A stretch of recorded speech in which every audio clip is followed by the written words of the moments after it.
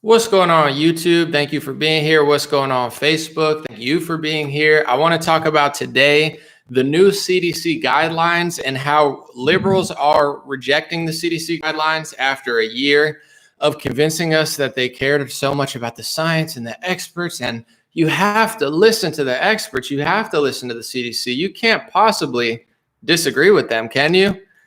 Except, I guess, when they do. So that's what's going on.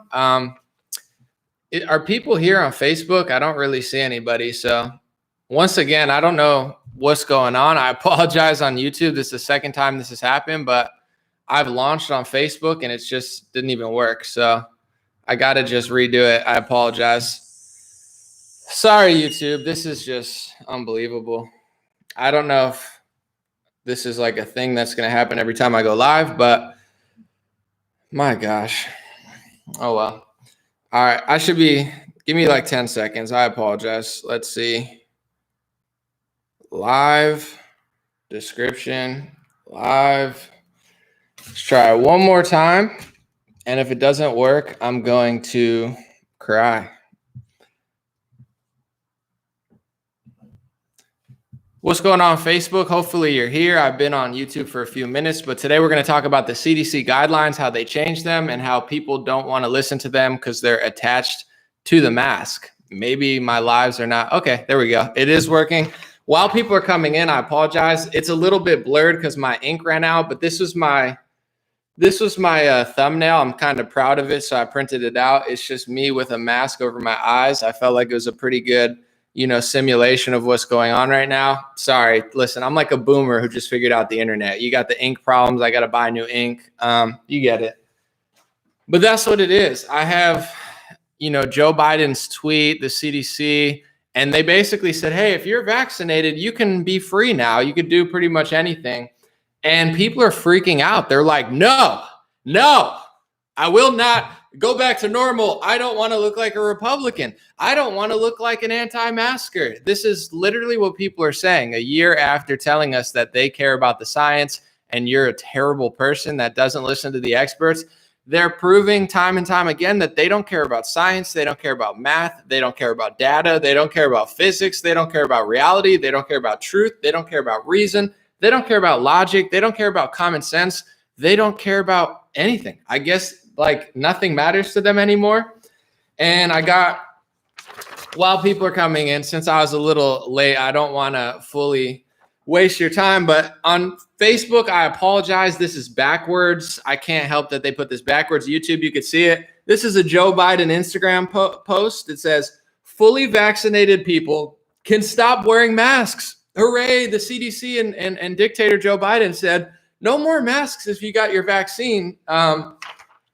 You would think people would be happy after a year of being told that they should isolate, not see their family for Thanksgiving, wear one mask, wear two masks, don't go to Disney World, don't go on a cruise, don't go anywhere, don't go to an event, don't do this, don't play sports. You would think people would be happy that they're being told, well, you got the pharmacy injection. You got 2 doses of the Moderna, the Pfizer, the Johnson & Johnson. So we, your overlords, have decided that you can go back to normal. That's not the case. I'm just going to read some of the responses from Instagram. I'm just looking at it right now. Emily Gray said, I've purchased too many pretty masks to stop. It got 18,000 up likes. Ollie Thick said, still wearing mine so I don't look like an anti-masker with a emoji. Someone said, but then people will think I'm a Republican. I can't risk that. So despite the CDC saying that they could go back to normal, despite Joe Biden saying that they could go back to normal, despite the health expert agency guidelines that they've claimed that they've been following forever, you have to listen to the CDC. You have to listen to the president. You have to listen to the experts. The experts literally said you can go back to normal. And these people are afraid of looking like a Republican. So they want to keep the mask on despite nobody telling them to do that. This is psychosis, folks. I'm going to keep reading some of the comments. This is from Trainwreck Raisin Bread. Hilarious name. But then people will think I'm a Republican. I can't risk that. Nah, I'm still wearing mine, says Miss Southern Hospitality. But I don't want folks on here mistaking me to be a Republican, says Nat. There's just hundreds of comments on his Instagram. All the top comments are saying, I'm leaving my mask on. I don't want people to think I'm a Republican or an anti-masker. this is like the dumbest movie I've ever watched, except it's real life. It's like, how I don't understand how these people look in the mirror and just don't see a total fraud and a total liar. It's like a year, first we'll start months of pretending that they follow the science. You shouldn't hang out with your family. You shouldn't go here. You shouldn't play tennis with more than one person. You can't play basketball. You can't play sports. You can't go to school. You can't go on a cruise. You can't go to Sturgis. Don't you dare do anything. And then George Floyd incident happens. And then they're like, you know what? Well, if we do it, but like 100 times bigger than you do it, technically the science is different of air transmission travel because racism supersedes it. And I'm reading all these New York Times articles. It's like, how do these people live with themselves? I pray for them because I know there's a lot of anxiety and fear and stress going on because the government, big pharma, the tech companies, and the politicians probably influence more fear, more anxiety, more depression than we've ever had. I'm a pretty confident person. I've never had anxiety in my life. I have anxiety now. I'm not going to say permanently I'm not a victim, but I've never had anxiety in my entire life. Maybe when I was younger. I had it this last year because like I lived in this horror movie where everyone was like yelling at me all the time. And I'm just like, it's a weird vibe that they did. They don't care, of course. They're promoting, I'm doing a video for tomorrow morning. They're promoting McDonald's. McDonald's is promoting vaccinations. Just so you know how much the government cares about your health, the government, the White House, and big pharma is collaborating with McDonald's to promote pharmacy injections on McDonald's. How? I'm trying to be nice. I try to be reasonable. I try to be fair. I don't know a nicer way to say it for now. How dumb do you have to be? How stupid, how ignorant, how dumb, how brainwashed, how partisan, how invested in emotional politics do you have to be at this point to realize that they don't actually care about your health? And how dumb or stupid or brainwashed do you have to be at this point to realize that the people who swore that they were following the science and the data and the CDC for a year are now ignoring the CDC because the CDC told them that they can be free. And they're freaking out saying, no, I don't want to look like a Republican. I don't want to look like an anti-masker. I'll keep my mask on. Stockholm syndrome is when you fall in love with your slave master. I would say this is a case of heavy Stockholm syndrome. And as funny as it can be, it's actually really sad because they psychologically abused my family, my elders, my parents. They psychologically abused our whole country. Some people fell for it completely to the point where they never want to go back to normal. Some people didn't fall for it, but they were negatively affected by it because how could you not be when such wicked energy is blasted out on your country? They shut down gyms, they shut down travel, they shut down parties. I mean, this is psychologically and mentally abusive. And when they take away sports and they take away gyms, it's also physically abusive. They're abusing us. We were abused like show animals and slaves. And people who claim to listen to the science said, no. I want to stay this way. Not because it's scientific, not because the data says so, not because the CDC said so, not because Fauci said so, because I don't want to look like a Republican or a conservative or an anti-masker. So I'll keep my mask on just so you think I'm a Democrat. It's called Stockholm syndrome. You're in love with the slave master. And the funniest thing, I tweeted this like a couple weeks ago and it started gaining traction. I think Candace Owens retweeted it. And then, of course, it got way more traction because she's super popular. I said that the people who complained about Kanye West, he said slavery was a choice. And he explained himself and it made total sense. It was like next level thinking, but he was explaining how and why it was a choice, not saying everyone chose to do it, but the people who got most mad at his whole spiel and the people who freaked out and cried were mostly liberals and Democrats, more conservative and the Hotep style black people. They all liked it and appreciated what he said. It was all the liberals who were like, oh my God, I can't believe he said that. And these are the same ones that are choosing slavery themselves. They're choosing to be restricted. They're choosing to, shut down their businesses and restrict themselves in ways that isn't normal. Not because the experts said it. They're not even saying it anymore because they don't want to look like a Republican. God forbid they put off this identity of low taxes, more freedom, more liberty, loving America. You can't have that. So you might as well just wear a mask for, 2, 5, 10 years, despite no expert telling you to do so. These people are brainwashed and they've been psychologically abused. And as sick as I feel like they are, Big tech should feel ashamed of themselves. Facebook, Google, and Twitter, you did this to people. You know, all of these executives at these big tech companies that made this a partisan issue instead of following the data and hated Trump so much and hated Republicans so much, they were just trying to play opposite day. You're responsible for these millions of people that you mentally and psychologically abused, and all of the children that you mentally and psychologically abused that are being raised now to think, I can't go outside without a mask. I can't go anywhere without a thing over my face for 8 hours that I'm picking up, putting down on the playground. Half of them, probably more than half of them, are dirty. You're abusing these kids, not just mentally and physically, but if it's super clean like this, okay. If you're a kid that's 5 to 10 years old and you're picking it up, putting it on, taking it off, it's disgusting. It's dirty. It's unsanitary. Anybody with common sense should know that. But these adults love partisan politics so much, they want to abuse their children just to show how not Republican they are. These people are insane. And it's really, really sad. And I'm not confused at why they're confused. They're confused because the experts have been flip-flopping for a year now. The CDC director, something Walensky, she's a new woman. I don't know. She was like, impending doom, impending doom. She said this a month ago. She's freaking out on the air. I was like, is this lady mentally stable? Her eyes are batting out of her head. And she's like, impending doom. I'm like, is that what the CDC director should be saying with a coronavirus? Anyway, now I'm just reading. You can see this right here. Maybe you can't see it on Facebook. I'll read it for you. This is a White House reporter. It says, question, what about for vaccinated people entering a space where they don't know if people are vaccinated? And Walensky, the CDC director, said, the science demonstrates that if you are fully vaccinated, you are protected. It's the people who are not vaccinated who are not protected. So after a month of telling people, even if you get vaccinated, wear a mask. Even if you get vaccinated, you could still catch it. Even if you're vaccinated, you could still transmit it. We're not quite sure, so just wear a mask until we're sure. They told people that for a month, and now they're telling people they're fully protected. You're protected if you have it, so don't worry about it. But of course, people are worrying about it because you brainwash them into thinking that it's a partisan issue. If you want autonomy over your body, if you want to be yourself, they think that's a right-wing conspiracy theory, so they're afraid to do anything because you told them to do that. So now that you're retracting it all, they don't believe you anymore because you already brainwashed them too deep.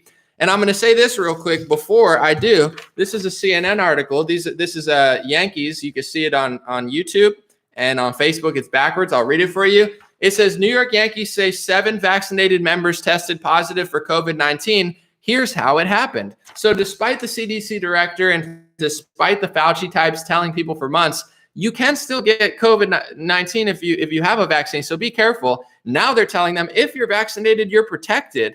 You know, the news is saying, well, there's 7, members of the Yankees who did catch COVID-19 with a vaccine. Why is that? Because if you look at the data, if you actually look at the efficacy trials that they themselves put out, this is not my idea, this is their data. It's not 100% effective, and that's not what it is. It's like, I don't have the numbers in front of me, but it's between 80 and 90 and 70 for different things. And they say 85% or so, are protected from severe thing. There's nowhere that it says it's 100% effective. Even Johnson & Johnson didn't say that. This is not anywhere in the data. So the reason people don't know what to believe is because our health experts, our politicians, our big pharma complex, and our big tech media that pretty much just run circles around them, they keep lying to people. Last March, they said that it was a 3.4 death rate, the World Health Organization said in March, and that was why people shut down. Oh my God, a 3.4 death rate. That's serious. I agree. The problem is it never was a 3.4 death rate. They lied. They were wrong. And despite them acting like, oh, it's okay that we made a mistake, sure. But how come I knew that you were wrong and I proved that you were wrong weeks after you did that? And I was getting all sorts of flack because you can't question the World Health Organization, despite the fact they were wrong at the most costly times the entire time during the coronavirus pandemic. So, this is another thing. Now they're going to tell people, well, the New York Yankees say 7 vaccinated members tested positive for COVID-19. That's CNN. That's mainstream news. They're going to say, well, it's good because a lot of them were asymptomatic. So, that's good. They were vaccinated. They're asymptomatic. That shows that it's working. Okay, sure. But I pay attention enough. And I remember last year, I'm going to read this aloud. You could see it on YouTube real quick. And then I'm going to read it on Facebook. This is Al Jazeera. It says Greece. This is last year before the vaccine was even done. It said 148 refugees test positive for COVID-19. all of them were asymptomatic. And this is Business Insider below it. It said nearly 400 employees at a Missouri pork plant tested positive for COVID-19.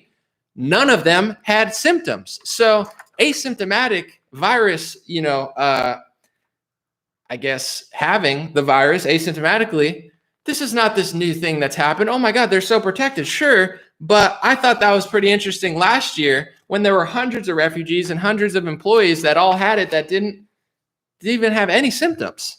Isn't that strange? It's interesting. It is interesting, but don't get too interested, because if you get too interested, they're going to get mad at you.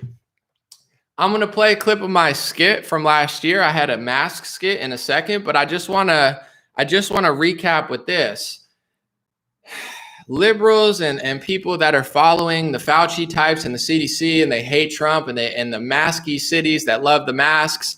The CDC has officially said if you got vaccinated, which most of them did because they love the vaccine, if you got vaccinated, you don't really need to wear a mask anymore. Biden's saying it, the CDC saying it. They're not listening, proving once again, they don't care about the science. They don't care about the data. They don't care about the experts. They don't care about their authorities. They don't care about these agencies they claim to care about. They care about politics. They're brainwashed by the media, and they're so far gone psychologically that you could probably get them to do anything. If you told them to eat poop or stick something up their butt, they'd probably do it. If you told them that Trump did the opposite, you're like, oh, if Trump doesn't want to eat his poop, what a bad guy. I'll eat my poop. Like, this is how far gone I think these people are. They don't believe anything that they say. There's bad people on both sides. There's liars in both parties. No question. I talk about it often. I don't know that there's anybody as confused and lost and brainwashed and dishonest as the modern day left-wing Democrat fanatic, like something archaic. I don't know if it was Roseanne, I don't know what her name is, but she's like, it's the Democratic Party versus the Nazi Party. Sorry, I had a call. If you wondered how the Bolshevik Revolution, they killed millions of people before World War II, they killed millions of people. And then they started accusing anybody who was like, yo, don't do that. Don't kill millions of people. If you're ever wondering how that happened and how that became like popular and acceptable, look no further than these people who are willing to shut down the economy, probably just destroy the US petrodollar with inflation. We'll see. Raise lumber prices, can't even figure out how to run the gas line. It got hacked. They say they're held for ransom. They don't know what they're doing. Shut the country down for a year, wear masks, say they're listening to an agency, not listen to that agency, and claim that if you run your business and try to keep your family afloat and act like you've acted your whole life, that you're killing everybody. The projection tactics, the backwards inverted reality. If you're wondering how they killed millions of people in the Bolshevik Revolution, look no further than these psychopaths who literally believe nothing that they say and just scream and call you Nazi, I guess, is what they do. I'm not sure. On a lighter note, this is a skit I did last year. It's called I Love Masks, #1 mask fan. And I apologize. Well, first of all, I'm a little nervous to play it on Facebook because this actually got fact checked 3 times. 3 times. This is a parody video. A parody video that is a total joke, that is obviously just hilarious, making fun of people who are obsessed with the mask. I just thought it was funny. This got fact checked 3 times, including I posted a Newsweek article about Fauci and the coronavirus, which is just like a mainstream article. And they fact checked that. These people are insane, but I'm going to play it anyway because comedy shall prevail. I'm not going to let them, pressure me into not doing that. Let me see. Hey y'all, it's Pete Johnstone, and I love masks. There's nothing like having a wet, damp mask on your face for multiple hours, jam-packed on an airplane. My favorite part is when they switch up the exit strategy and tell people to social distance. Makes me tingle. Now, of course, my mouth does get dry and inflamed from the wet, damp, recycled, moist air, but I kind of prefer it. Anybody that says we shouldn't wear a mask for a long period of time is dangerous. Right now in the United States, people should not be walking around with masks. You're sure of it? Because people are listening really closely to this. Right now, people should not be walking. There's no reason to be walking around with a mask. When you're in the middle of an outbreak, wearing a mask might make people feel a little bit better, and it might even block a droplet, but it's not providing the perfect protection that people think that it is. What the hell was that? It's probably some sort of deep fake that Trump had his little white supremacist troll farms in Russia sent out. That Dr. Anthony Fauci, let me tell you, what a selfless man. Always working harder than he has to find a cure. I mean, he worked so hard, he was studying back coronaviruses. I don't want to play the whole thing, but I don't know if you can even find it. They shadow banned it so hard. It was a whole skit where I said my name was like, I don't know, Dan Johnstone or something, and I was like a mask fanatic. It's some of my funniest thing I've ever done. I could play more of it if you want, but I mean, it's aging very well. I'm literally like, I'm obsessed with the mask. I'm the #1 mask fan. There's like a little like thing on the bottom that says Dan Johnstone, shut down 54 businesses in New York City, like total masky. I thought it was funny, but it's aging too well. I'm going to move to the next story. But once again, I really don't. I'm trying to be nice because honestly, I spend a lot of time critiquing the Republican Party that can't seem to conserve anything and just constantly lies to people. But like, what are liberals doing? What are Democrats doing? What are these people like? The CDC said it's fine, and people still won't do it. The mental abuse that they did is just so sick. And all of these agencies, all of these media companies, they're all complicit. Honestly, what they did is worse than anything that's happened in a long, long time. They've ruined the world. They've crushed so many people, could lead to hundreds of millions of people starving. That's Washington Post, mainstream news. The way they destroyed the supply chain, really screwed up economies.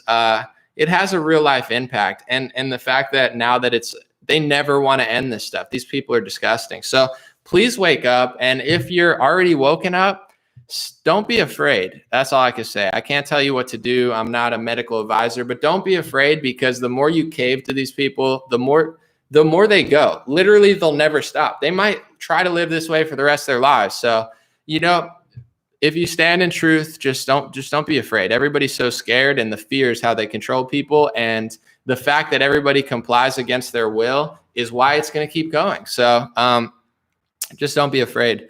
Elon Musk, the second story I want to talk about, he was big into crypto and Bitcoin and, Dogecoin, I think he's still into, but he put out a tweet the other day and basically said, Bitcoin uses too much energy. So I don't know about accepting Bitcoin, or, he really crashed Bitcoin a little bit, not majorly, but he's a big player in Bitcoin and it does use energy. I'm not quite sure how, but in order to create a Bitcoin, you need to mine it. Mining means you have all these computers and energy. It takes a lot of energy. So Elon decided to be an environmentalist and say, I don't know about this crypto or this Bitcoin until we figure it out.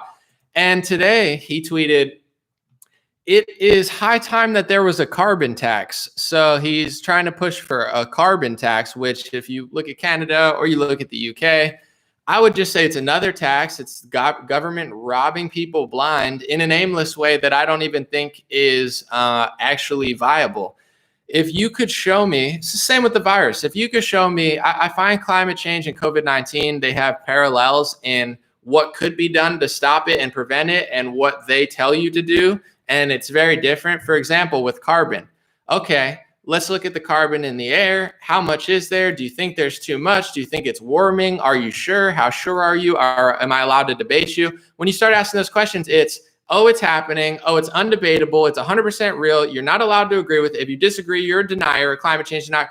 And it's simply, I don't think that's true for any debate. Obviously, water is wet. The sky is blue. But when it comes to their climate predictions, if you look at Al Gore, he's talked, well, scientists say this is going to happen. Then he's been wrong. They had signs in the National Glacier Park. This is mainstream news as well. They said that they were going to melt by 2020. And in 2020, they had to change the signs because it's not true. Jacob Shavin Glacier, many call it the world's fastest melting glacier or one of the world's fastest melting glaciers. It was actually growing for 3 years, and that's mainstream news. You look at National Geographic and they say, well, yeah, it's growing, but that's not good. That's not good. It's always fear with these people. It's the same thing with COVID. Oh, it's blowing down. I mean, yeah, it's not a 3.4 death rate. It's like a 0.1, but that's not okay. It's not like they're always fear mongering. They're always panicking because panic and fear is how they get their control. If you're afraid, they can control you. They can make you give up taxes. They can make you give up freedom. So is the climate changing? I would say that's undebatable. Winter, summer, spring, fall, the climate shifts. Sometimes the poles shift. There's floods. There's volcanoes. The climate is absolutely changing. Climate change is real. on that note, with the carbon and what to do about it, I believe humanity should have a conversation about it, but you're not allowed to. Just like COVID-19, they run the show, and you need a carbon tax. That's what they tell you. So Elon Musk says it's high time for a carbon tax.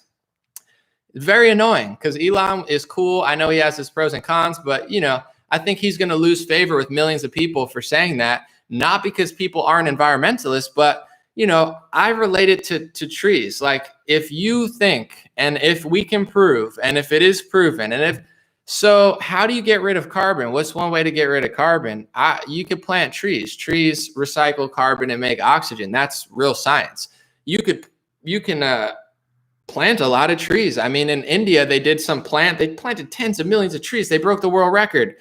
You could plant a lot of trees, but if you plant a lot of trees, the elites around the world can't tax you. And if they can't tax you, there's no power or money incentive for you. So they don't care. Jeff Bezos spent billions of dollars on climate change. Did he spend billions of dollars planting trees or billions of dollars investing in machines that suck carbon out of the air? I don't think so. I think he invested in other things because there's power there. And it's the same thing with COVID-19. Can you be hurt by a sickness? 1,000%. I would never deny that. However, you can look at the data. It's very clear that most of the hospitalizations, over 70%, were obesity, because it's like, if you're in shape, it's easier to deal with certain illnesses than it is if you're elderly or out of shape. And that's true for almost everything. But there's no financial incentive. There's no power structure that says, if we tell the population to get fit and stay in the gym and work harder and get stronger and, lose weight, they can't sell as many pills. And this is all being run by the industry that sells pills. America is around, or at least at the time that I read this article in 2016, CNBC, America's around 5% of the world, taking 80% of the pills. Our country is way too pilled and way too out of shape. But they like that because an out of shape population is on pills.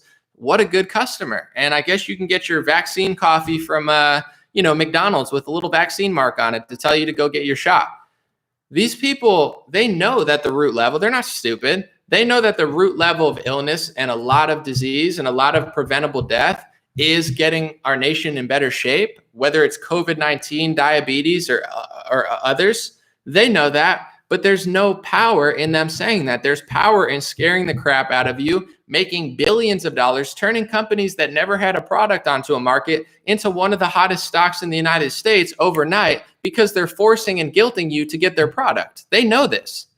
I just don't know why everybody doesn't know this, because they're getting away with all this stuff because people are really dumb and really lazy and really weak. So I feel bad for good people, but at the same time, like, our society is getting what it deserves. I don't want it, but what do you expect? If everybody's this weak and this dumb and this lazy and this complicit, somebody's going to take advantage of you. Like, why wouldn't they? You're asking for it. You're begging for it. You're like, please, I don't even want to hear to take this off. I want to live this way forever. Well, okay, then you're going to live that way forever. I mean, what? But same with the carbon stuff. It's like a carbon tax, giving money to who? To incentivize certain things? I mean, is that the best solution? That's what Elon Musk, I don't think so, especially when you notice a lot of these people. I'm not going to speak for Elon, but if you listen to Greta Thunberg or you listen to a lot of left-wing activists, I started realizing something 2 or 3 years ago, because I was, and I still consider myself in some extent, an environmentalist. Clean the air, clean the water, clean the ocean. It's real. But what you start noting about liberals is they want to protect everyone else's environment, but they can't even clean their own environment. One of the grossest cities I've ever been to is Los Angeles and San Francisco. I like both of them, but they're not the cleanest city I've ever been to. LA is one of the dirtiest cities. When you look at Skid Row, it's like unfathomable. So how are you going to clean the whole world if you can't even clean your own city? They can't. They're just constantly like all over the place instead of taking care of business in their own life. On that note, I consider myself an activist, an environmentalist, whatever. I realized that the modern left, I don't know if it was always this way, they don't actually care about the environment. They don't care about the planet. They don't care about the water. They don't care about the oceans. They don't care about the air. I mean, a perfect example is these disgusting things. What, billions of them are going to start washing up in the oceans? Do they care? I thought they were just doing the plastic straws and that, I agree. Yeah, for sure. Let's get rid of the plastic. What about all these? They don't care. because they're so brainwashed. They'll wear these forever against CDC guidelines and add billions of more masks into the ocean and destroy it. Why? Because they don't actually believe anything they say. And this is why you shouldn't try to please them. You could be nice and compassionate and thoughtful, but this logic of like Trump's just trying to please them, that's what conservatives tell themselves when they can't conserve anything. Oh no, we're just you're not pleasing them because they don't you're pleasing an idea that they don't even believe themselves. So when you accomplish their goal, like Operation Warp Speed, they're never going to give you credit. They're never going to like you. And it's going to be used against you because why wouldn't it? You know, it's like you can't please someone that doesn't believe anything that they actually say. If I ask you to get me a gallon of water and you get me a gallon of water, you pleased me because I'm not a psychopath. If you got me a gallon of water and I said, I asked for a gallon of milk and you got a gallon of milk, and I said, yeah, I asked for a gallon of cow manure. You know, that's the type of person they are. Nothing they say do they actually believe. They don't trust the experts. They won't even listen to the experts. They don't care about the environment. They're ready to pollute more of the ocean with masks, even though nobody in the agencies are telling them to do so. They're selfish, maniacal, ignorant, self-deprecating. I don't know the reason psychologically, but brainwashed, mentally abused severely. And I pray and try to help as many people as I can. But their version of environmentalism is really just anti-white, anti-Christian, anti-conservative, and anti-American. And I'm not saying that loosely without proof. I can prove that with racial activism and environmentalism.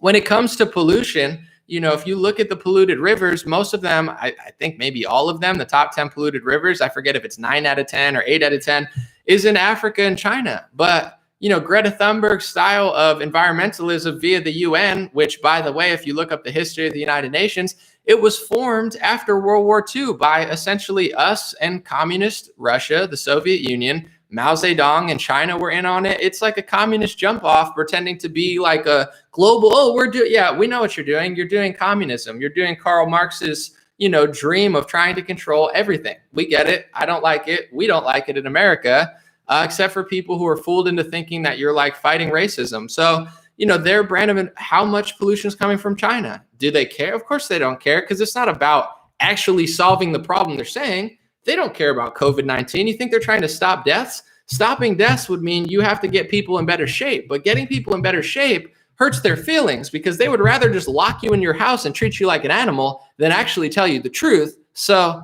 how is their activism help? It's not. And it's the same with Black activism. There are kids being murdered like every weekend in Chicago, in bad parts of Los Angeles. There's a huge problem in major cities where people are getting slaughtered left and right, innocent people that did nothing. The problem is most of the time, a majority of the time in those cities that are a predominant, ethnic group is Black, it's being done by a Black murderer. But that narrative doesn't matter to the left. So they don't care if 100 kids die. They don't care if 1,000 kids die. They don't care if 10,000 innocent Black people die. They're just waiting to cherry pick the one where there's a white cop or a Hispanic cop who looks white, or something that they could use to fundraise through Act Blue and stomp around your neighborhood and smash windows in and pretend like they're just peacefully protesting, because most of the time they are. Yeah, I mean, if I did something bad on Sunday, I'm a mostly peaceful person. Just once a week I go out, and it's like, okay. So, I care about every ethnicity, good people in every ethnicity. I'm a man of the world. I care about the environment, but at a certain point, people need to realize that the modern left has been brainwashed by mass media, by corporate America. Oh, we're fighting the corporations. Amazon, Jeff Bezos spending billions of dollars for climate change. You're on the side of every corporation except for Home Depot and MyPillow. There's very few corporations that disagree with you. Why? Because they see the way the world's going. The corporate and government class is going to merge, screw over every small business, every mom and pop shop like they did during the pandemic. What a coincidence. And leave you out to dry. And the left, the modern left, are the useful idiots who are ushering it in.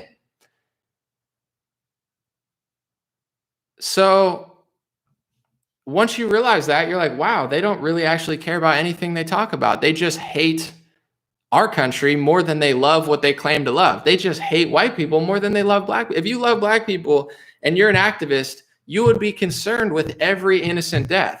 95%, not care about 1% because it emotionally triggers you and fits your political agenda, and block out the 99% because it's inconvenient to the wicked lies that you're spewing on all mass.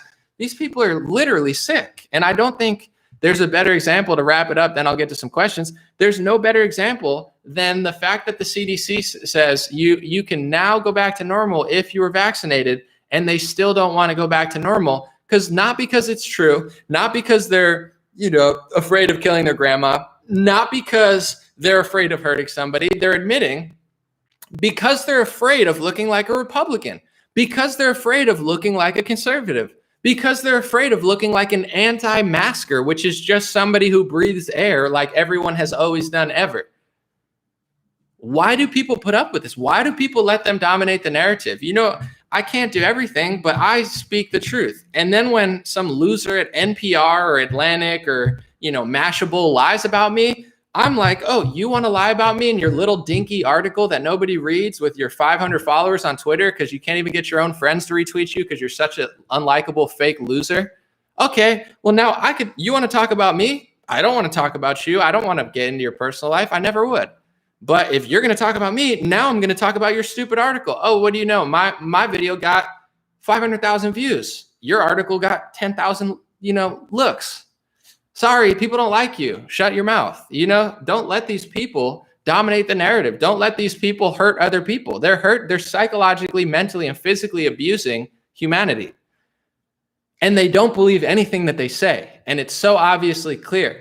They're not saying they want to keep wearing the mask despite CDC guidelines. They're not saying it because they think it's healthy. They're not saying that because they looked at the data. They're not saying that from a scientific narrative. They're not saying they're afraid to hurt their grandma. They're admitting it's about politics and about image. They care about how people perceive them more than they care about anything. These are frauds, con artists, liars, cowards, and nobody should take them seriously. Nobody should allow them to keep hurting children. Nobody should just walk around and think that they run the show. No, they don't run the show. And they're getting less and less and less and less and less popular. And they will get less and less popular because they deserve to, because they're frauds. And it's not hard to prove, and they know it. Some of these people need like a father figure. I'm not even saying I'm that. Like, I have my own issues, but it's like they need daddy to tell them no. They're like the kids scribbling on the wall with the crayons, la, la, la, la, la, la, la, la, la, all around, and they're just out of control. And they're like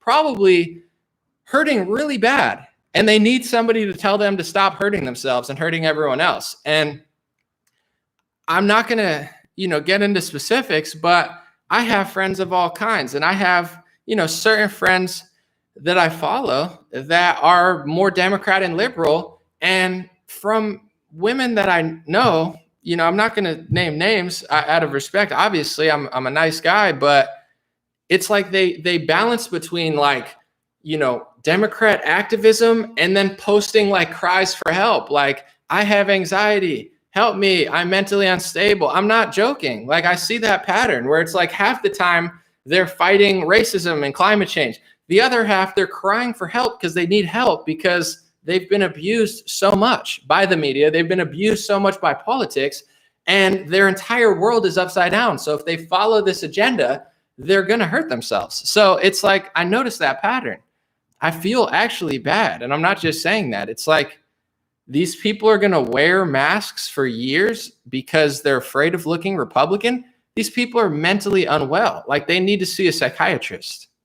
If they said, I have the data to prove that this mask is better than not wearing it around my grandma and I'm still going to wear it, I wouldn't care. I'd be like, I don't agree, but here's why I don't agree scientifically, but I respect your decision to do that because it actually makes sense. They're not saying that. They're saying, I don't want to look like a Republican, so I'm just going to wear this I don't want to look like an anti-masker. They've been mentally abused by the media, and the media should feel ashamed. And I will keep shaming them publicly until they feel it in their soul, because they need to.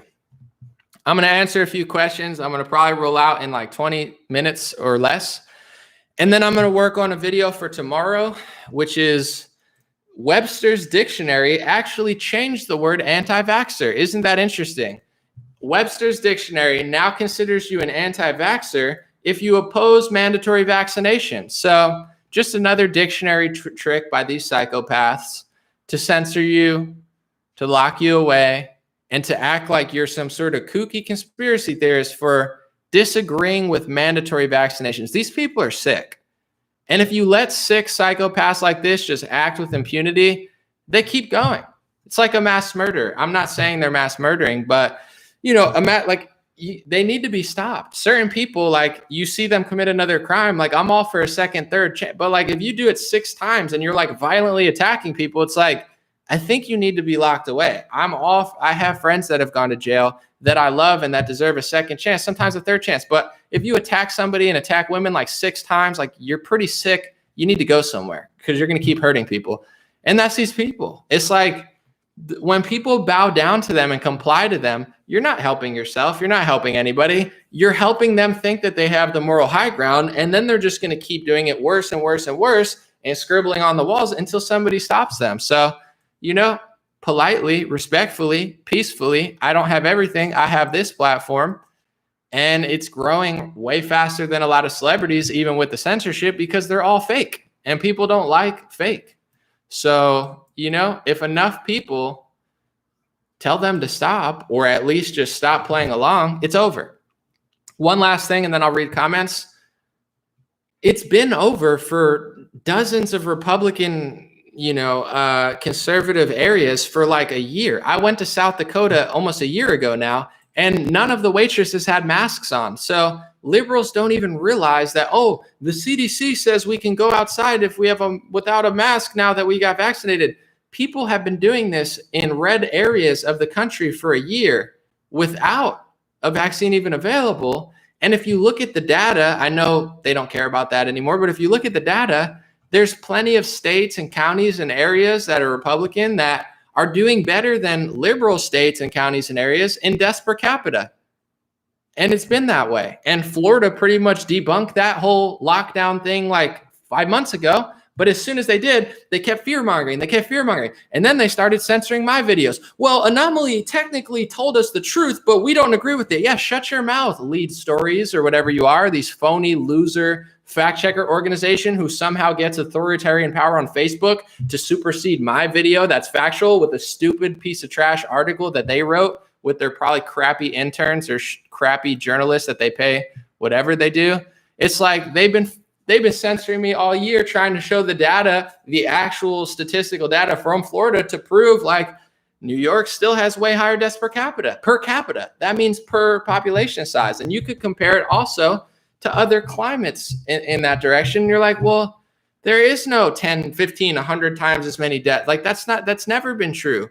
India is still doing better than the United States and Sweden in deaths per capita. Sweden, which didn't do the mask mandate, which did minimal lockdowns for a very short period of time, is doing better than the United States. This has been debunked for a year, but thank you, liberals, for finally admitting what we've known all along. You don't care about the science. You don't care about the data. You don't care about the agencies. You don't care about what Fauci says. You care about politics to the point where you don't even listen to your own overlords when they tell you to take the mask off because you don't want to look like a Republican. You are sick, disgusting, wicked, psychotic people. Stop.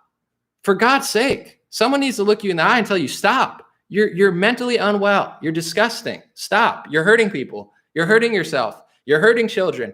And at this point, no intelligent person believes you, and you don't even believe yourself. So stop. Stop with the act. Thank you. Let's see what's going on. I'm going to read a super chat or any ones that we have on Facebook. Let me see. Chris Lamb said, so I always like to think I'm playing check. This whole pandemic and everything else that's gone on during it and currently related is prepping for the ultimate goal. Sorry, bro. It's a long message. It's kind of closing, but thank you for the super chat. I hear you. Thank you guys on Facebook for being patient too. I don't know who's still like a supporter because they always like screw with my rights of what I can do. So every other week I'm trying to figure out, can I premiere this video? Can I not? I will do a live stream this month for supporters only on Facebook. Thank you for staying patient. I appreciate you. And I owe you guys. Thank you so much. Thank you to everybody on YouTube, Telegram, getting the hats. These are the black ones. You get it. Let's see what we're saying. Someone said, now that the mask idol is gone, what will they serve? Listen, folks, you can't see what I see. Oh, hold on. Listen, you're not looking at the data. You're not, do you not see? Do you not see what's going on in Florida with dictator Ron DeSantis? Can you not see what I'm seeing? My vision for this type of stuff is so clear. I watch CNN every night, and then occasionally I'll turn to MSNBC to watch Rachel Maddow every night. And then I'll watch Joy Reid, and she wears two masks and I wear two masks. And sometimes I wear goggles around my eyes because I'm protected. The CDC might have said to take it off. Oh, just take it off, take it off, take it off. You could take it off now, said Joe Biden. You know what, Joe Biden? I'm going to keep it on. I'm going to own those Republicans. Oh, these anti-maskers, these crazy conspiracy theorists, they have no vision. If they could only see what I see Florida, everyone just dying all the time. Texas, everyone's just dropping dead left and right. I mean, I'm too stupid to look at the actual data and see that New York and New Jersey are still leading those states in deaths per capita. I'll fearmonger about India every day and not even realize that, for this whole week, they weren't even top 100 in deaths per capita. I'll ignore the fact that Sweden did just fine doing less restrictions and no mask mandate because I could see clearly when I watched Don Lemon. I mean, that guy really gives it to you. My gosh. It's sad. Pray for these people.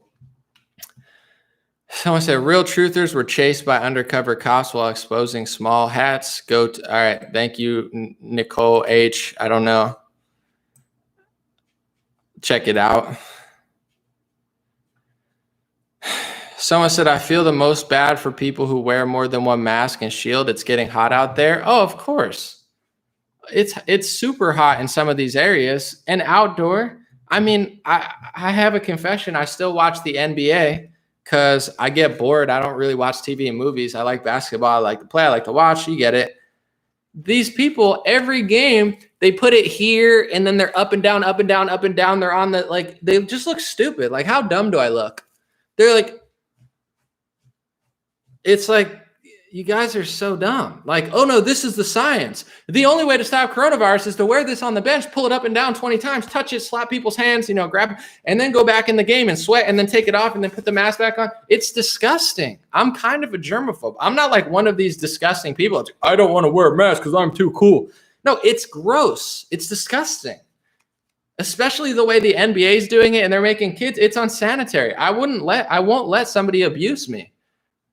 Certainly psychologically, but even physically, like this mask is already too dirty for me. I've already played with it. People do this 100 times a day and do this and put it down and put it on the desk and then put it over their face. That's disgusting. That's like taking a dirty, disgusting, dinner cloth and just wrapping it around your breathing holes. Like, it's unsanitary and it's gross. And it's clear science. It's basic common sense. But if you need to understand the science of dirt and filth and a napkin, why do you usually throw away a napkin? How come you wash your sheets? How come you wash, your towel? How come you don't use your bath towel and like your washcloth like 30 times in a row? Because after you use it and you move it and you put it on things, it's not clean anymore. So the last place you should put it is over your breathing holes, which is connected to your esophagus. Let me not get too scientific. But in Emily, we care about the science. We care about the science and the experts. We care about the science and the experts so much that when the science and the experts tell us that the science and the expertise says to not wear a mask, I'm going to still wear a mask because I don't want to look like a Republican because I'm a total fraud liar. That's what they are. They're liars. They're frauds. No one should bow down to these people. They are sick. I don't let sick people tell me how to be healthy. I don't care because honestly, I understand probably like half of my audience, not everybody's in shape. America's not the most healthy country in the world. So like clearly probably 50% of people who listen to me, they're not bodybuilders or stuff. They're in some sort of shape, whatever. I'm not knocking people, but I just find a shocking like connection between like the people who virtue signal the most. They're like, I just got my Moderna. And it's like, I don't know if that's really that healthy unless you combine it with a healthy lifestyle. Like, I don't walk around and act like I run the health show, but these people do. They're like, hey, and they're just like, I don't know if like this, it's not like this vaccine is like a lipo on your stomach. You get a vaccine and all of a sudden you come out looking like The Rock. You're like, holy crap, you were 400 pounds. And after you got 2 doses of the Moderna, I mean, I've never seen you so fit. What'd you do? The Jillian Michaels diet? That's not how it works. Like you have to combine whatever you take, whatever medication you take with diet and exercise. Definitely exercise, I think, is even more important. It's like, do these people really not know that? They're like, oh my God. Have you seen that anomaly channel on Facebook? I mean, dude, what's up with this anti-masker? I mean, I just got 2 shots of the Moderna, and just to show my support, I got the McDonald's French fries with the vaccination on my coffee. I mean, I'm a walking, talking health icon. It's like, I'm sorry the CDC and the government lied to you. I truly am. But you're not going to bully me. Like, do you believe yourself? That's my question of the day. Do these people believe themselves? Do the liberals that say they follow the science that now won't take the mask off because they don't want to look around, do they actually believe themselves? I had somebody on my live stream. I probably shouldn't get into it, but I'm going to. I had someone on my live stream. I was talking about Israel and Palestine. Huge mistake, because obviously everybody gets all upset. I get that. It's hundreds upon thousands of years of fighting and war. So I'm talking about it super respectfully. I'm giving the truth, you know what I'm saying? I'm being reasonable. I'm like, I get both sides of it. And then I'm talking about influence in politics. And this guy who was conservative, but he was Jewish, he came on, he compared me to Hitler. He compared me to Nazi Germany. He said I'm a racist. He said calling someone a Zionist or abbreviating it is like the N-word. I mean, the dude was like a hysterical liar. And he's like, everyone feels, I'm like, bro, I have more Jewish friends than you can imagine, and no one acts this way. Like, not everyone acts like you. I mean, maybe a lot of people do, but not as many as you think. Like, he's like, everyone. I'm like, dude, you're being super fake. But anyway, I looked into the camera and I was like, do you actually believe yourself? Because at this point, I'm like, this guy can't really believe what he's saying. You know, I'm like, maybe he does, but he's like, oh my God. And I'm like, bro, at that point, you just wonder. Like, I'll have a debate. I'll talk about complex issues. I don't care. Do you actually believe yourself is a question I want to know, because as a man, this guy looked like he could have been older than me. I'm like, you come on, just cut the act, guy. Like, you're not fooling my audience. You're probably not fooling your audience. Are you fooling yourself? It's like, just calm down, bro. It's shocking, but that's it. So I might put that on YouTube though, but I don't know. Someone said Big Pharma is cashing in. Well, you know, Moderna was a company that didn't even have a product, and their stock is booming. I'm not saying, I'm just saying.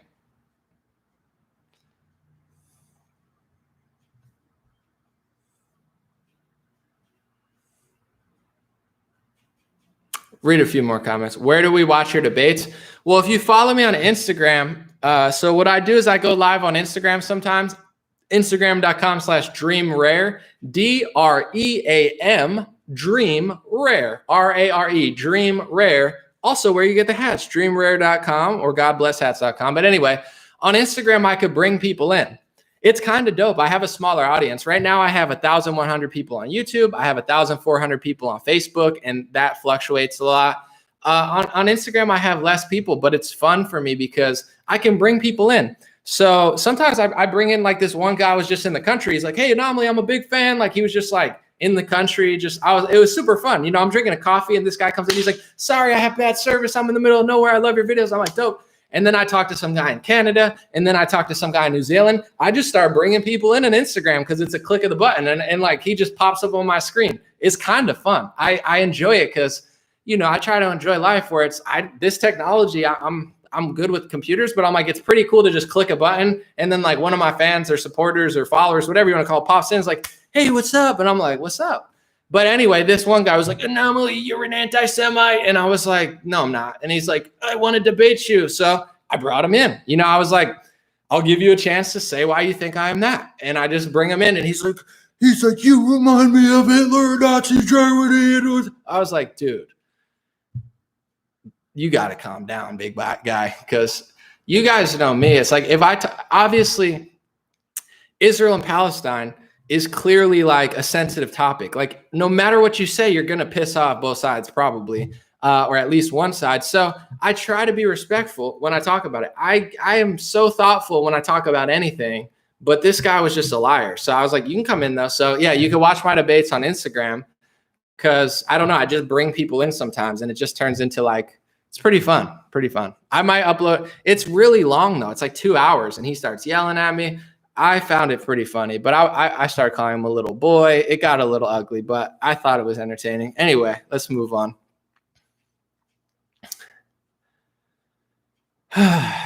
And my video tomorrow morning is going to be a classic.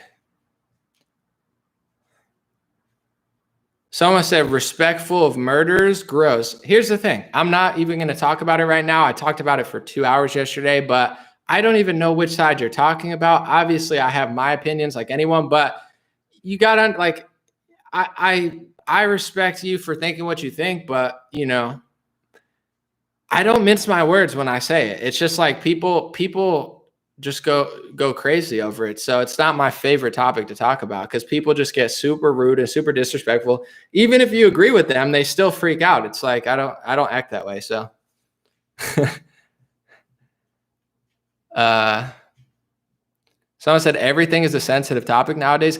I agree. And I know I'm slacking on it, but my book, I really need to get it out because I'm going through all of these words. Like anytime people use these certain words, it's just to shut down discussion, you know?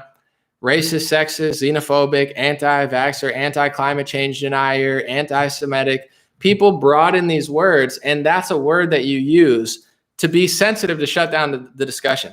Say what you want about me. You might not agree with what I'm saying, whatever. When I'm debating somebody about a complex topic, I'm not going to call them a racist no matter what they're saying, because that doesn't mean anything really. Like, yeah, oh, what does it mean? I'm better than you. You're racist. You hate everybody of this race. And I win the discussion because you're a bad person. I'm a good person. That's it. It's a way to look, you know, it's a way when you're not smart enough to debate somebody. Like when that guy called me anti-Semitic Nazi Hitler, it's like, could he debunk anything I said? No, he just got emotional and compared me to the worst people in his head because, you know, he's a crybaby. It's like as much as people think it's like, oh, well, I don't use the word racist unless it's the left that much. And I don't use the word anti-Semitic that much, but I do for Ilhan. It's like you're perpetuating censorship, whether you realize it or not, because these words, you should be able to debate Ilhan Omar, especially because I don't think she's really that bright. You should be able to debate her without using those words and dissect her argument and explain why she's wrong,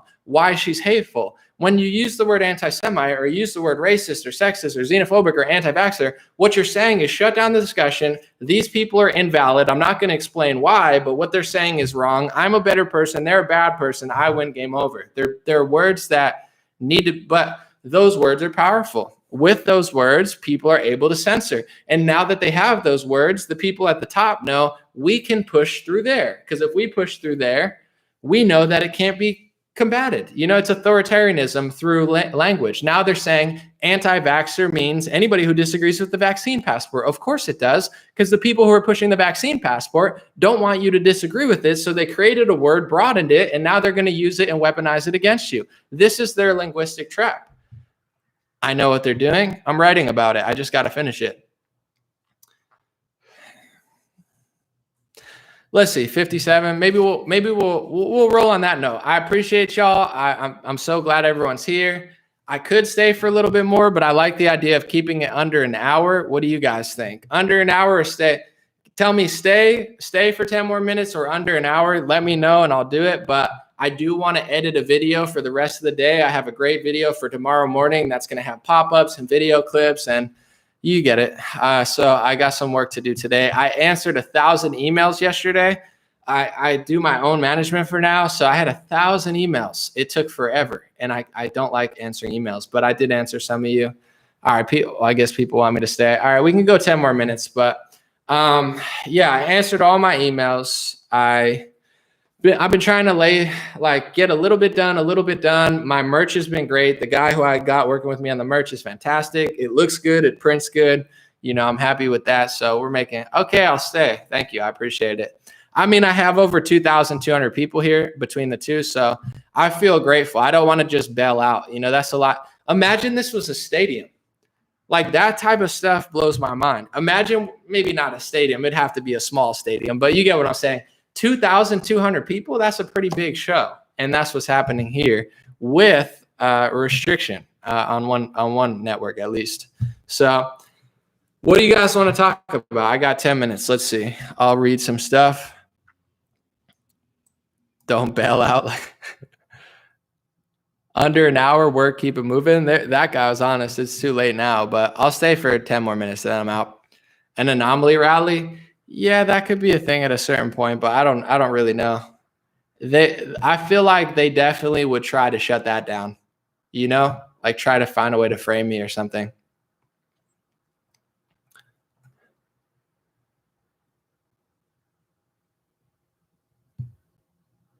My thoughts on Israel and Palestine.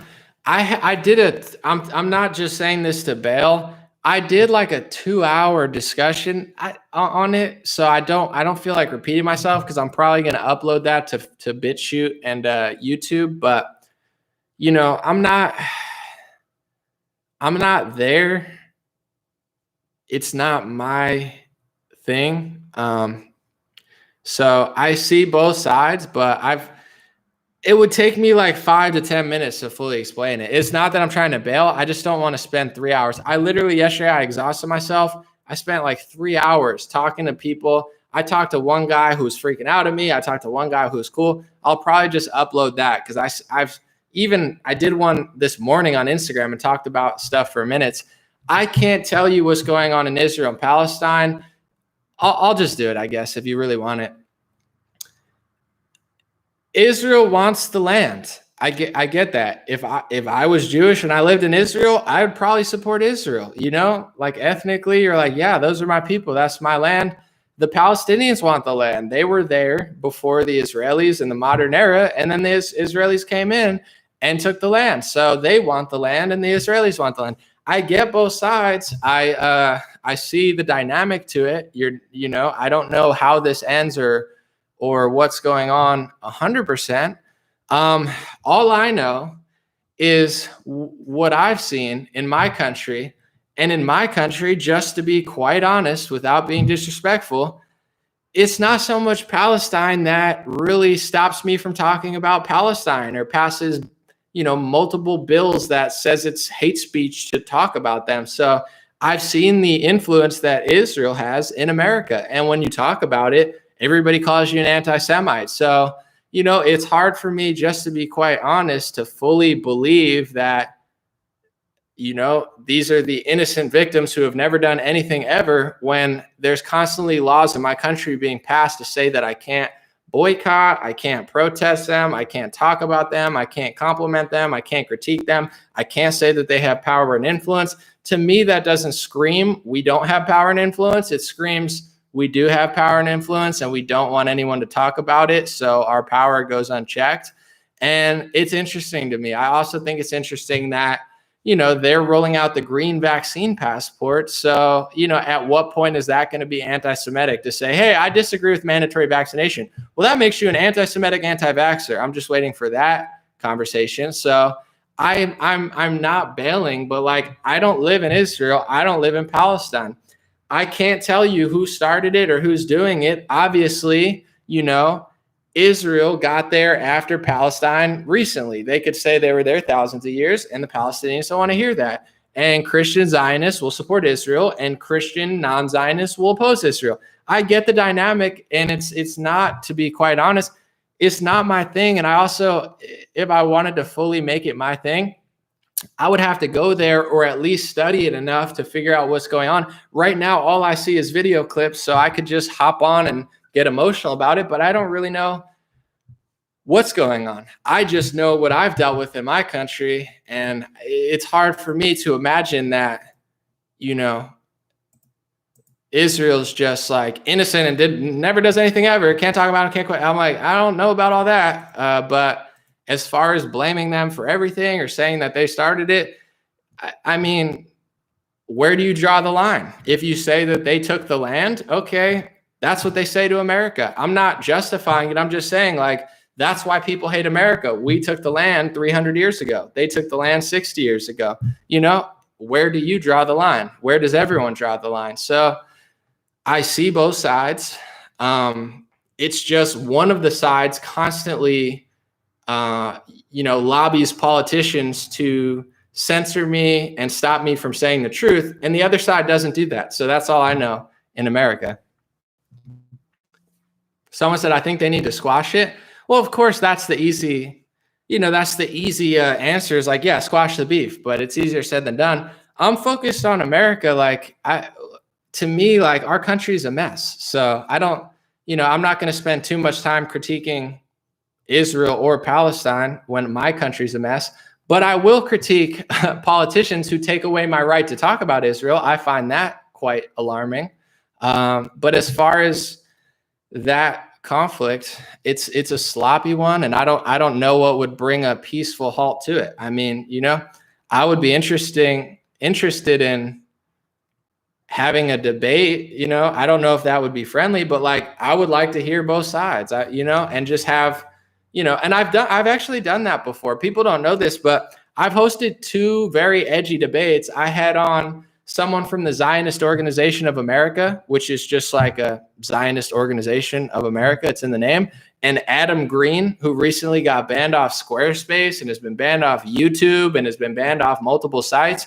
And I had a debate, and it got a little ugly, but for the most part, I think it was pretty dope. I thought it was cool to bring somebody who doesn't like Zionism and somebody who's a Zionist and let them debate. I think it was a huge success. I love stuff like that. But the problem is, one side of that debate has now been wiped off of the internet. I mean, Adam Green still makes videos, but he's having trouble because when you take that stance in America, everything closes in on you. And to me, that's unacceptable. I don't care if he's critiquing Israel.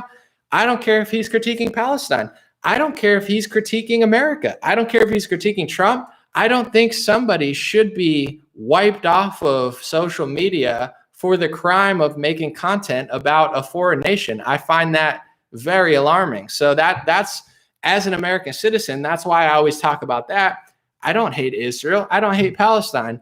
I don't agree with the fact that left and right-wing politicians, whether it be Facebook and YouTube and Google working with Democrats, whether it be Trump, DeSantis, and Ted Cruz working with Republicans, they seem to agree on the fact that anti-Semitism is a bannable and a condemnable offense. And I would be fine with that if, when they did it, they actually targeted actual violence. But they think everything's anti-Semitic, the same way that they think everything is, everything is anti-vaxxer now. These words have been broadened past the point of no return, and I just don't agree with that as a free speech absolutist. And I'll give you an example real quick, and then I'm going to move on. I've seen in the past 24 hours, both sides of the argument get called anti-Semitic. You had on Newsmax, there's this guy who's super pro-Israel, right? I don't know his name, but super pro-Israel. And he made a statement on Newsmax, I think, something along the lines of like, if you're an American Jewish person, you should support Israel. So he was trying to guilt, as a probably non-Jewish Zionist, Israel fanatic, he was trying to guilt Jewish Americans who are liberal into supporting Israel more. And everybody said, Jake Tapper included, that's bigotry, that's anti-Semitism. So if you're pro-Israel and you try to make people more pro-Israel, you're going to get called an anti-Semite by the left wing. If you're me, I've never called myself anti-anything. I just tell you exactly how I feel about free speech. I got called by a right-wing Zionist that's conservative. He compared me to Hitler, compared me to Nazi Germany, and called me, I was saying the N-word equivalent to him. And I'm like, bro, what? So you get what I'm saying? It's anti-Semitic to support Israel. It's anti-Semitic not to support Israel. Anti-Zionism is anti-Semitism, but trying to make people a Zionist is anti-Semitic. Everything's anti-Semitic. So to me, that's one of the words that they're using to censor people. It doesn't mean I have any ill will towards Jewish people. It just means that word is overused and it's being used to censor honest discussion. And it's the same thing with the word racist and sexist. Like, what does sexist mean? Sexist is supposed to mean you hate women or you hate all men. Who's sexist? Very few people hate all women. Like, no men hate all women. That word is used as a weapon to be like, well, if you don't, the NBA is better than the WNBA. Oh my God. Like, yeah, that's a fact. That's not sexist. And now they call Caitlyn Jenner anti-trans.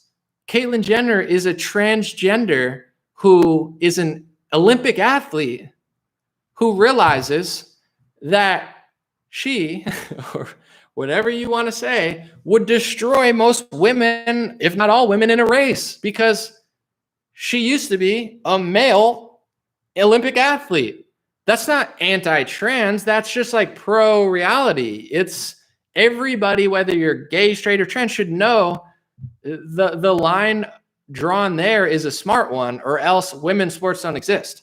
So what do these words mean? They don't mean anything, but both sides get caught into it. The right uses the word racist when it's convenient. The right uses the word anti-Semitic all the time. And then people who are pro-Jewish and pro-Israel, super pro-Israel, they get called an anti-Semite by the left because that's just what happens all the time. So that's what I see in my country is that there's way too much of that. As far as the conflict itself, I get that it's like a historical battle that is beyond my opinion. What do I think about it? Does it matter what I think about it? Is that going to stop Palestinians and Israelis from wanting the land? You know, the question is, how could we stop it? Who's really starting it, and what the solution is? Those are the questions, but that's way beyond my pay grade, and that's just way beyond my ability. So, you know, all I can do is tell you my thoughts and my perspective.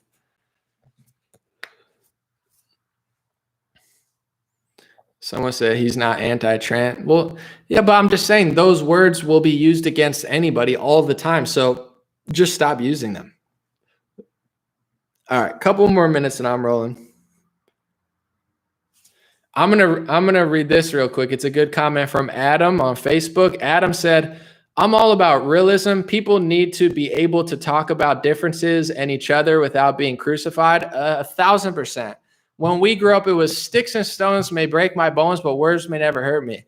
I'm not just saying this to virtue signal. This is like a memory I have. When we used to play games on the bus, like we used to play competitions. I had a really fun bus when I grew up. I was blessed to be in a nice neighborhood. I had one of my best friends was Jewish. One of my best friends was Indian. One of my best friends was Muslim. One of my best friends was white. You know, we had all sorts of friends. And we would make jokes. We would make jokes about other people. We'd make jokes about each other. People would tell me racist jokes against Polish people. I'm part Polish. And I never cared. I don't know. I was never raised by my parents to be a victim. Never. My Italian grandparent, he used to make his underwear out of potato sacks. He never told me to ever think that way. They told me that there was semi-racism against Italians, but never till I was older. They never raised me to be a victim.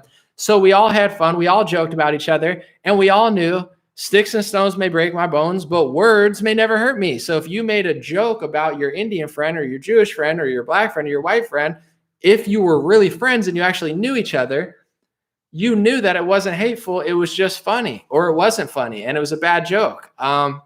This is a new thing to me. And I feel like it's so bad that it's like the right wing always just loses. And then they become a crappier version of Democrats 10 years ago, and they don't even realize it. So the left calls everything racist, everything sexist. The right calls everything anti-Semitic. So what can you talk about? Nothing. They say anti-Zionism is anti-Semitism. Anti-Semitism means you hate all Jewish people. I don't think that's a proper term, because although the Zionism, you have to understand, historically was founded, I believe, by Theodor Herzl. It was the movement to reclaim or take or steal, whatever you want to say, Israel, to take that land. So that's what Zionism is. If you want to have a discussion about it, you can't just say it's hate speech to disagree with it completely. I mean, you could, but I could show you 10 videos on YouTube of anti-Zionist Hasidic, Orthodox rabbis. Like there's hundreds of anti-Zionist Jews. It's not common. It's the same with a lot of black people in America vote for Democrats. That doesn't mean you hate black people if you vote Republican. That's what they say, but that's not true. So, Pompeo says anti-Zionism is anti-Semitism. People in my chat say that. It's to me, that just closes the discussion. I get why people would think that or say that, but, then you have an agenda when it comes to America and Israel and our allies. America and Israel do all these things, vaccine passport. Let's get an example of that. Israel's rolling that out. So now where do we draw the line? Are you allowed to support a country or like a group of people without liking the government and what they're doing and a vaccine passport? Well, according to a lot of these people, no, if you oppose the Zionist agenda, you must be an anti-Semite, where it's like, you're only giving us two options. It's like Joe Biden or Donald Trump. It's like, well, we're getting Operation Warp Speed either way. You're either pro-Zionism or anti-Zionism. But if you're anti-Zionism, you're anti-Semitic and you hate all Jews. It's like, that's not true. And also, I don't have an option to be like, I would like that if you guys stop doing that, and that, and that. I don't get that. There is no option under there. So it's like, either you hate all people or you're with us. That's every discussion everywhere.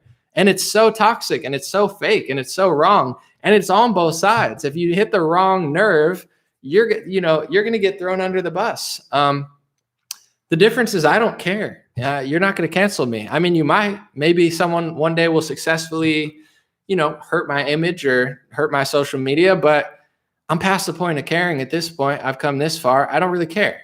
What I say is valid, and I believe in God, and I believe in the truth, and I think the truth wins and God wins. So you can spiral, you can subvert, you can lie, you could play victim, you could hide behind words, you can, try to destroy other people to make yourself look better without having a valid argument. You could try, but I don't care, personally. I'm going to read this comment real quick before I go off, because I didn't want to go on this tangent. Someone said, man, I don't want to stop watching you, but I can't keep listening to you talk about Israel like this. Thank you for being a perfect example. If you watch this live stream back, I said nothing negative about the people of Israel. I said nothing negative about the country itself. I just talked about laws in our country and our ally and our government's partnership and what they're doing together. And your perception sees this and says, I can't listen to this of what you're saying. What am I saying about them? The truth?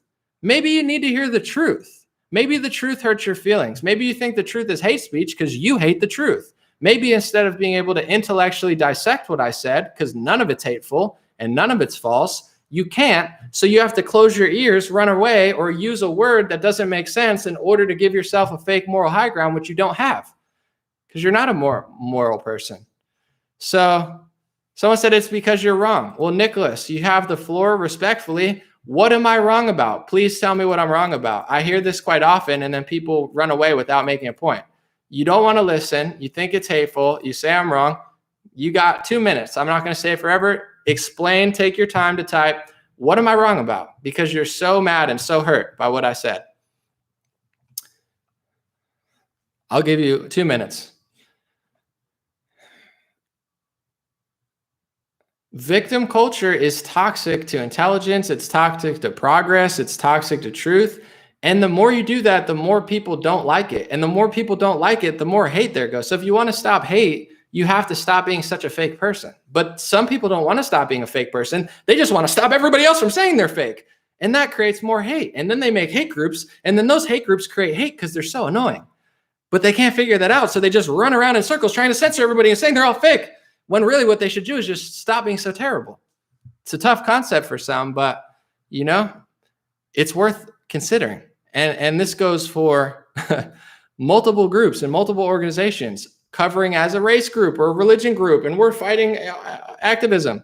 No, you're fighting the fact that you're horrible, and you couldn't win a debate without these words.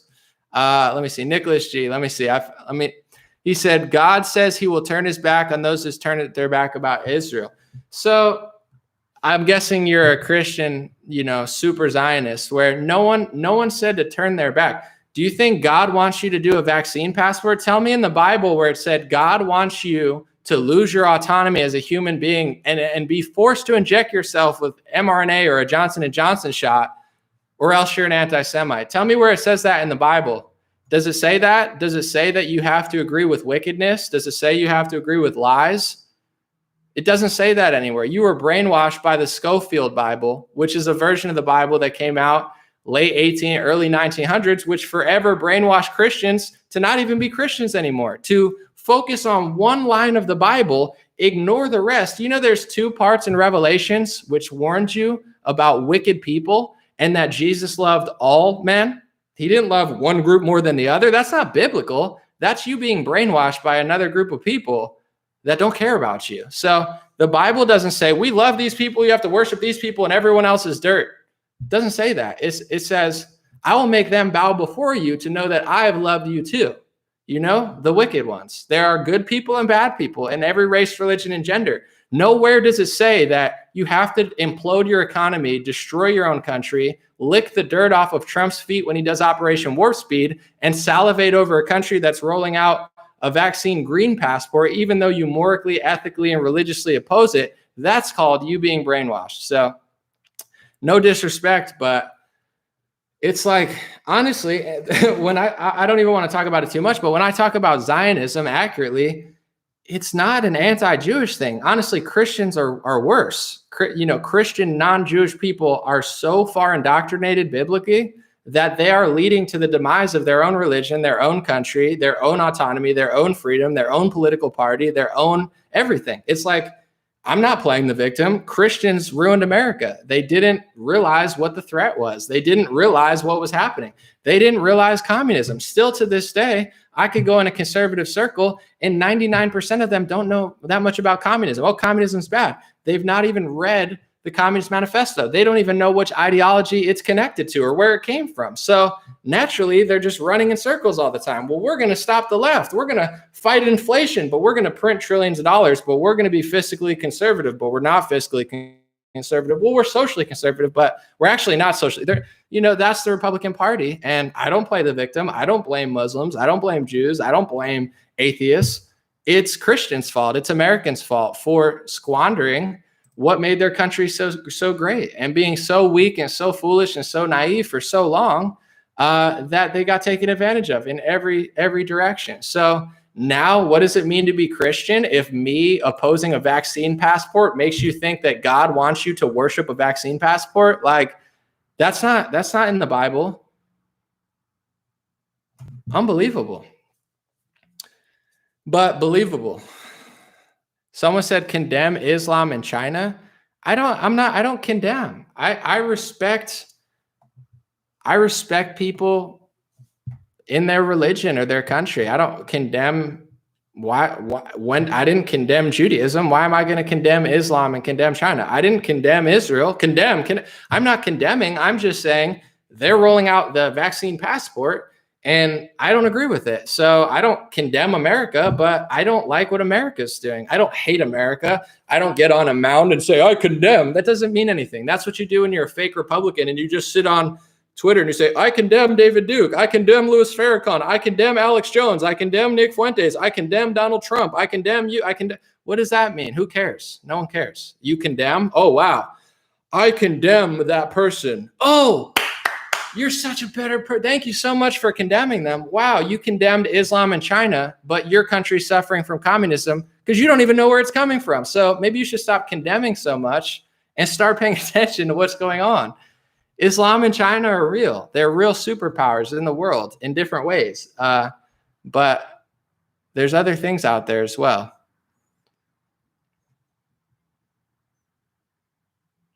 Couple more minutes. Overstaying my welcome as always, but we still have 2,000 people. So someone said the trolls are live today. It's not trolls. These are not trolls. They're not like crazy people who came out of the internet like, you're like, oh my God, they're not. That was pretty good. You're like, oh my God, they're not trolls. They're just people who watch the channel who aren't used to being challenged. And I saw this not to pick on low-hanging fruit, but I realized that the Republican Party was not used to being challenged from the right. From the left, they're used to it. But when I saw Charlie Kirk at TPUSA, you had a lot of these right-wing people ask him questions, and he freaked out because he was used to debating socialism and liberals. But when he got asked intellectual questions about homosexuality and, speech laws for Israel and immigration, he couldn't handle it. So that's just, if you watch certain conservatives, you'll never hear what I just said. I mean, have you ever heard that Zionism was created or founded by Theodore Herzl? Most people don't know that. I'm not saying it's everything. It's just a little, historical factoid. But, these people don't get challenged. So I don't think they're trolls. I just think they're used to people agreeing with them and salivating like hysterically over their idea of what it means to be a Christian. And there's plenty of Christian debates going on right now about that. Someone mentioned it earlier. There's a documentary that has been heavily censored. I would say completely banned from YouTube maybe, but you could still probably find it. It's called Marching to Zion by Pastor Steven Anderson. You could find it somewhere on YouTube. If you're a Christian, I'm not saying you have to agree with it, but if you feel that way biblically, watch that documentary and challenge your ideas with his ideas. And if your ideas are better, they win. And if they're, but calling someone bad or no, you're wrong, like that's not a way to win an argument. That's just a way to say, I can't even, consider that idea. I have a bunch of pastor friends. There's a big debate going on in the Christian church about a lot of things. One of them is, that line with Israel. There's a big debate going on about that. So neither side hurts my feelings. I'm not going to say you can't say that or think that, but if you challenge me and say you're wrong, I can debate it. And I could see both sides, but someone said your audience wants you to blame the blank. I don't care what people want. I'm not bullyable. I don't care what they want me to do. I'm not gonna say what people want me to say if I don't feel that way. I could care less what people are trying to tell me to say. Respectfully, if it's true, I'll say it. But if it's like, well, your audience, okay. Someone said condemn bullying. Well, that just shows you how useless condemnation is. I condemn bullying. Oh, bullying disappeared. Oh, there's anti-bullying ads in school. Hey, this is a no bully zone, says the adults who bully each other on a daily basis. Adults bully each other worse than kids. In the workplace, adults are bullies. I've worked in corporate America. Bully. There's bullies everywhere. These fraudulent adults want to stop bullying in kids, but they can't even stop it as adults. Oh, I condemn bullying. Yeah, that's the same thing they do. They spend millions on anti-bully ads, and they're the biggest bullies themselves. It all comes back to that. So I don't condemn. I'll say what I feel, but condemn. Who am I to condemn? I can't stand liberals or conservatives who condemn. I condemn Louis Farrakhan. So, okay, I condemn Joe Biden. And what does that even mean? You're a better person. I'm a better person than Joe Biden. I hope so. You would hope I'm a better person than Joe. If not, what does that mean? It means I'm a pretty piece of trash person. I'm better than I condemn. Why don't you debate them? Why don't you have a conversation with them? Why don't you explain which part of what they said is wrong without using the word racist, sexist, xenophobic, or anti-Semite? Because if you can't, I'm going to assume you're stupid. So do I agree with Louis Farrakhan? No, I would have a debate with him. But am I going to call him words? Oh, you're a racist anti-Semite. I win. See you. Bye, Louis. No, that's what an idiot does. That's what an ignorant, fool does. So that's what so many people do. And they're like, I won the debate. It's over. Man, that's crazy. I condemned him. You're only fooling people who believe that. I don't, regardless of how much I like or dislike the people, I cringe anytime I just see so. I condemn that anti-Semite. I condemn that racist. The sexism is at an all-time high. I condemn. It's you're like, whoa. You're like, dude, that's crazy. All the hate in the world just disappeared when you tweeted that. I can't believe you stopped anti-Semitism in its tracks. It was growing.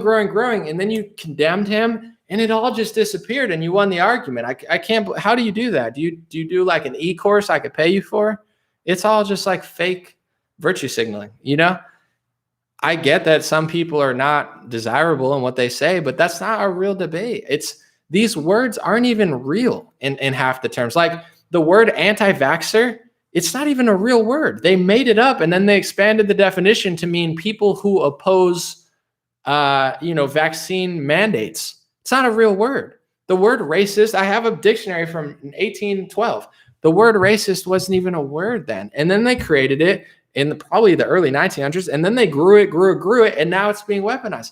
The word anti-Semite on its face, what is a Semite? Google what a Semite is, and then Google what an anti-Semite is. So, the amount of anti-Semitism, it's real, versus what they say is if you hate all of these people, you hate them all, you don't care who they are, you don't care if they're awesome, you don't care if they're great souls and great people, you just hate them. Okay, you're that. But they expand the definition. Go to the State Department. They have 20 different things that they say it is. If you say this, if you say that, all of these words are bad news. It doesn't stop hate. It only makes hate bigger because no one can have a conversation anymore. Like that guy said, you're crucified for saying anything. And just to be clear, I don't hate any countries. I don't hate any groups of people, but it's certainly not biblical to get on your knees and slurp the dirt off of another human shoe. It does not say that anywhere in the Bible. It doesn't say that if somebody's doing something wicked, whether they're a Christian, whether it's a Jew or a Muslim or an atheist, it doesn't say to lick the dirt off of their shoes like a subservient slave. That's not in the Bible. If they're trying to mandate an injection into your body, whether it comes from Israel, Palestine, Saudi Arabia, Trump, Biden, Democrats or Republicans, Fauci or Dr. Birx, nowhere in the Bible does it say to slurp the dirt off of their shoe because you're a subservient, like subhuman. That's not biblical. That's you being brainwashed by someone at some point that made you think that there's a group of people that are above God or equal to God. That it says that nowhere in the Bible, and there are multiple verses that say exactly the opposite.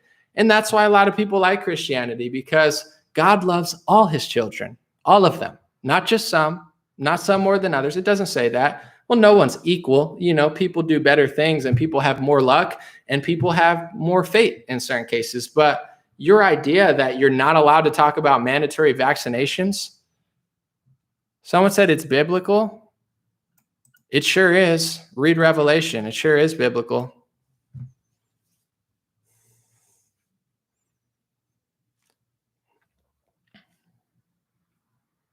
And that's not to be disrespectful. I'm just saying it doesn't say that.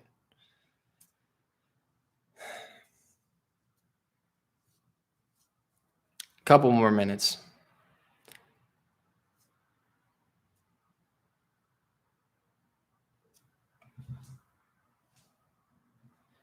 X Florio said Revelation 2:9 and 3:9, they don't even think Christ is Lord and Christians show for them, LOL. Well, yeah, I mean, those two passages, I agree. Revelation 2:9 and 3:9, like it's part of the Bible. I'm not like, I think people like Bryson Gray and even Pastor Anderson, they bring this up all the time. Like everyone's like, oh my God, you're homophobic. And they're like, it is in the New or the Old Testament. You know, like that is a verse. You could say you don't agree with it, but the word homophobic on its front, like you hate all gay, it doesn't mean you hate all gay. That's just a word to stop you from feeling a certain way. Like, oh my God, I win, you lose. So yeah, there are two specific verses, like you said in Revelation, that explain there are some who will say they are, but are not. I will make them of the blank of Satan. That's in the Bible. There's good and bad of every ethnicity.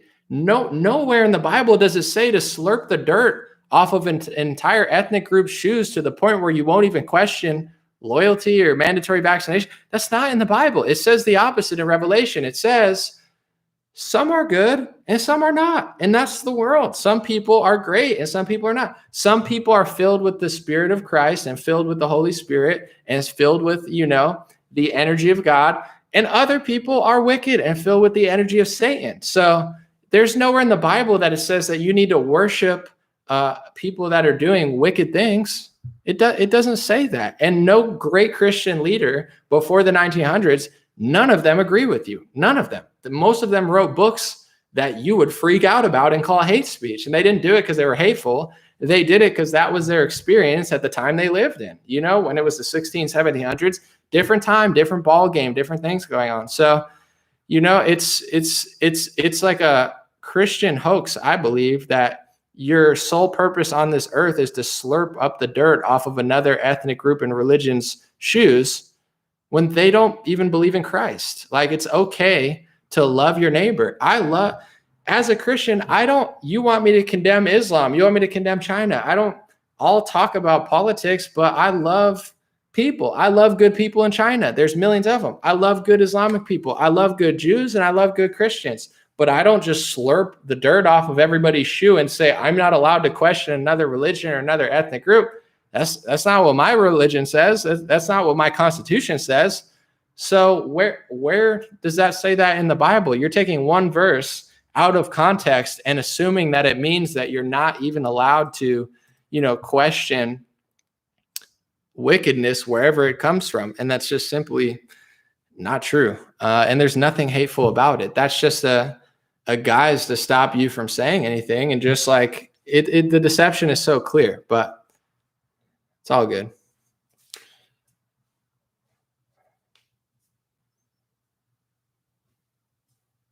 Someone said, I love good people and I like to learn about the cultures of the world. I'm going to end on this note because it's a positive note.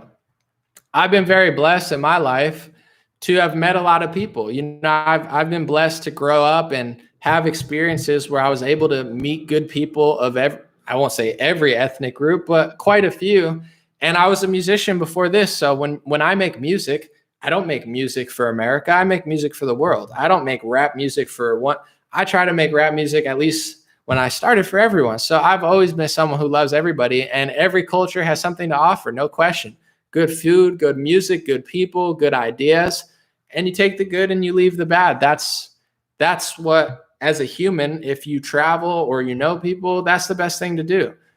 So as a person, I like everybody, and I've been blessed to see, like, I'm not isolated where I hate everybody because I see them doing something on television. Like, I know so many good people of that group where I'm like, they're not like that at all. If I would put this person on TV, I bet I could lower anti-Semitism if my Jewish friends had platforms and actually got to go on the television. But the ADL is a disgusting left-wing organization, which is so unlikable. They just make people more hateful because they're so gross. So it's like, I've been blessed to see people in each group, Muslims, Christians, and I try to showcase that all the time on my platform because I just happen to know a lot of people. And, that's how I feel personally. On a, I guess, political scale, I do political analysis. So if people are talking about America and Israel or America and Saudi Arabia, I talk about what I know. I talk about the laws, and I find it bizarre and strange that I'm losing speech in my own country, and it's harder to talk about another country than it is my own. That's really the angle I go with, because that's the part that I disagree with. And people exaggerate in their head and freak out because they're not used to people talking about it. But that's separating, what I think about people as humans, as far as like, I care about your soul. I care about who you are. I like you for who you are, not the color of your skin. That's me. But at the same time, I do also understand immigration, demographics, the refugee crisis, the border crisis. The fact, to be just quite honest, most countries are not as multiracial as America. China's not, Israel's not, most countries aren't. I mean, America is very special. There's pros to that. And obviously, there's also going to be some cons when people get divided racially instead of uniting. So, me as a person and how I feel about individuals is one thing, but I don't talk about it all the time there because I don't run like a hippie blog channel. I'm kind of a hippie, but that's just not what I do. I do political analysis. I'm talking about carbon tax. I'm talking about, I guess liberals wanting to wear the mask. So, me is how I treat individuals is different from me as I view the world. And it's not like I forget who I am. I don't ever. But, there's certain things that I realize that certain groups of people and certain ethnicities and certain cultures, they love the victim card. They love to hide behind their ethnicity and use it to push bad ideas and terrible, medical policies in some cases. And then if you dare question that, people will then accuse you of this, that, or the other. And even people that will biblically try to shut you down and say that you're not allowed to question that. So that's kind of what I'm trying to get through is, the separation of like, it's not hateful to discuss ideas. It's not hateful to discuss differences. It's not hateful to critique your own country. It's not hateful to, question foreign countries. That's not only not biblical, it's not constitutional, and it's not smart. So that's my thoughts for the end of the day. God bless everybody. And I appreciate everyone who can come and listen, because I feel like despite mostly Americans, obviously, there's a lot of people that message me all the time from all walks of life, all countries. And it's dope hearing, just to be honest, like someone was like, hey, Anomaly, I'm in Israel. You're right with the vaccine passport. It's getting crazy. I have people from Nigeria, Ireland. I get to hear from all over the world and hear dope perspectives. And that's what keeps me grounded, because it's like, and I've always felt that way. I've been blessed where I'm like, you can't make me hate somebody. You can't lie. You could try, but you can't lie and say I hate it's not going to work, because I don't. And I'm confident saying what I say because I know it doesn't come with the hate. And that's probably why I don't get censored as much as other people too. I don't agree with their censorship, and I think too many people are censored, but I do feel like there's definitely hate going around all over the place. A lot of people are angry, a lot of people are emotional. Understandable, it's a crazy world, but that's how I feel. So I appreciate it when people have discussions and we challenge each other. I don't mind it. I don't like when people call me names, but I don't really care. But like the smear words is what really is annoying, because it's not even like it hurts my feelings. Like that's the type of stuff that people try to get to stick. And once that sticks, they can justify taking you down on your channel. It doesn't mean you're wrong. It doesn't mean you're hateful. It just means people don't want to hear it. And, that's an easy way to just silence it. And they're using that quite a lot. Appreciate y'all. God bless you. Have a beautiful day. I'll be back tomorrow. And I had a great time. I'm glad I stayed a little longer. It went off course, but it's always on course because I don't really have a huge agenda as far as what to talk about. Thank y'all for the discussion, even the debate. Appreciate you, brother, and have a good time. Someone said, I want to talk, message me. Maybe, Nicholas, maybe I'll have you on an Instagram live. But yeah, I know your perspective. I understand it. It's very popular. On the right wing in the Christian world, your ideology is wildly popular. Your interpretation of the Bible, extremely popular. I would argue, that's why America's conserving nothing. That's why you have Operation Warp Speed. That's why you have lockdowns. That Christian base, in my opinion, did not do a very good job,